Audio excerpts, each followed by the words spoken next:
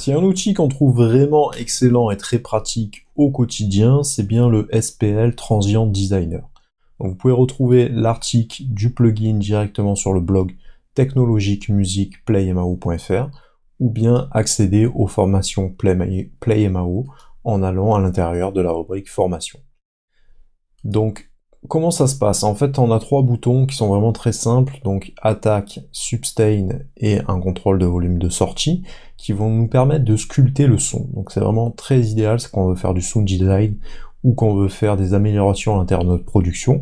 Parfois on a des sons qu'on veut ajuster, que ce soit dans le mix ou pour la sonorité qu'on désire obtenir, et c'est vraiment très utile pour soit adoucir, faire claquer les productions, donc jouer sur l'attaque pour avoir un son très mordant, très percussif, ou avoir un son un peu plus doux si on souhaite adoucir certaines percussives de nos sons qui sont vraiment assez mordantes.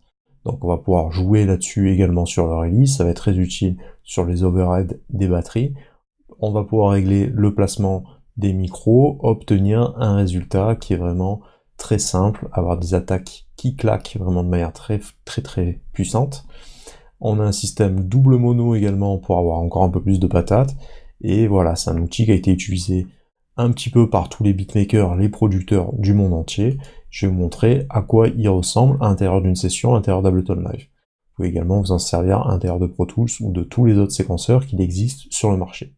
Donc là, je suis venu mettre le SPL avec ma version UAD à l'intérieur de ma rythmique. Ça va jouer sur le pattern de machine.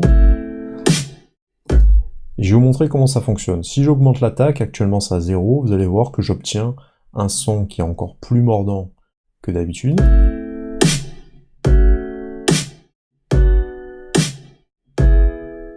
Si je le réduis,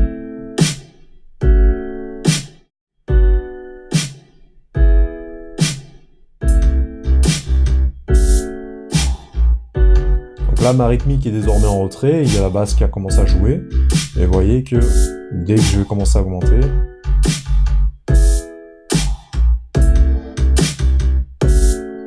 alors il faut faire attention au master, donc à utiliser vraiment à parcimonie. Là le machine joue vraiment très fort, c'est pour ça qu'on l'apprécie aussi. Bon, je baisse le volume, je vais augmenter l'attaque. Vous voyez à quel point le kick se retrouve vraiment métamorphosé. Si on veut ramener un peu plus de rondeur, on va dire, si on veut un sustain un peu plus long, un son qui dure dans le temps, on va augmenter le sustain.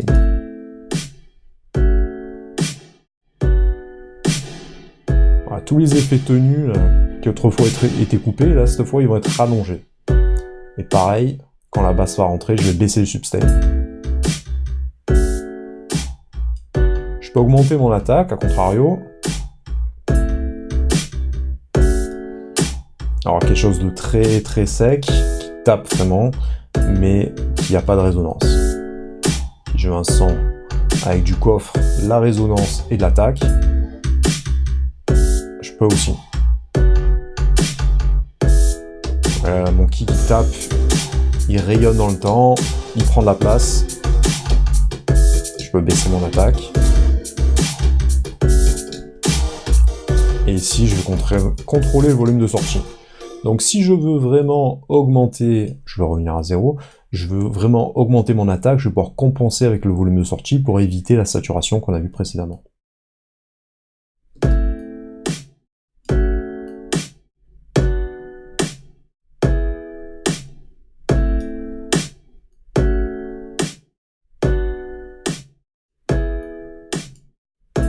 Très utile pour faire tout ce qui est layering, par exemple, quand on a plusieurs rythmiques qui jouent en même temps, eh ben, on va mettre une caractéristique, par exemple, avec un son avec assez peu de sustain, assez sec et un peu plus d'attaque, et à contrario, un autre qui va jouer vraiment sur la résonance, sur lequel on va ouvrir son sustain et réduire vraiment l'attaque.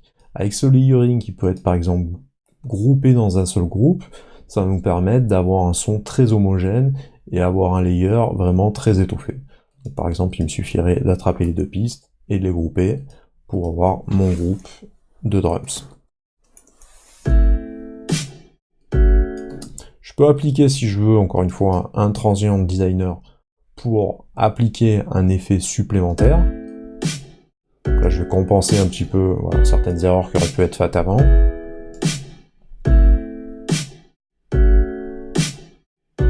Et je vois que mon piano maintenant est un petit peu au devant, donc je vais venir appliquer encore une fois un effet dessus. Je vais augmenter le sustain, vous allez voir.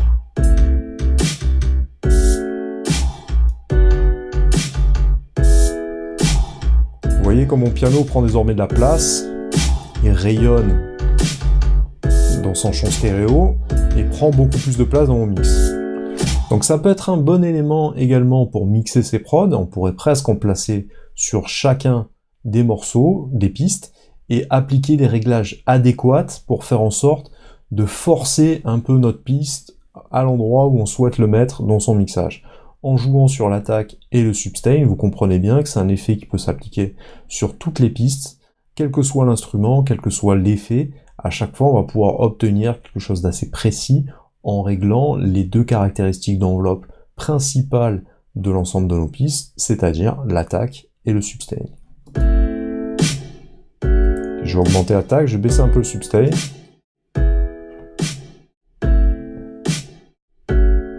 Là, j'ai quelque chose de plus appuyé, plus rythmique.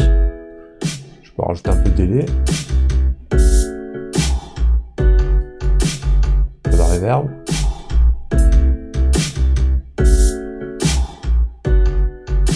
Sinon, je peux également me servir des presets.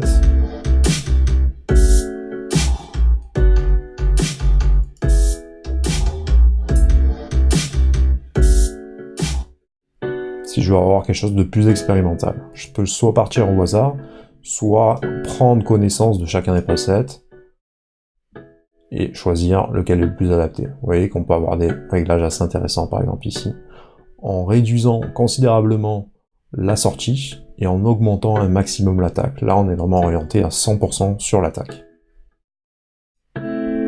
Ici on aura quelque chose de beaucoup plus flatteur avec plus de sustain, plus d'attaque. Un son beaucoup plus rond qui sera intéressant si on veut faire en sorte que l'élément en question prenne plus de place dans le mix. On peut retirer le power pour faire un avant-après.